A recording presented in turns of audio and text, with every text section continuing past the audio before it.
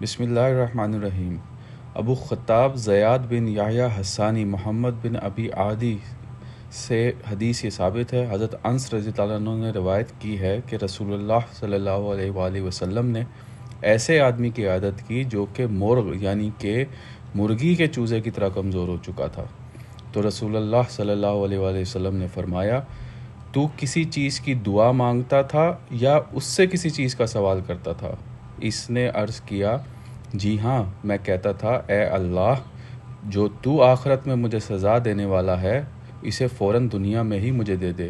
تو رسول اللہ صلی اللہ علیہ وآلہ وسلم نے فرمایا کہ اللہ پاک ہے، نہ تو اس کی طاقت رکھتا ہے نہ ہی استطاعت، تو نے یہ کیوں نہ کہا کہ اے اللہ، ہمیں دنیا میں بھلائی اور آخرت میں بھی بھلائی عطا فرما اور ہمیں آگ کے عذاب سے بچا۔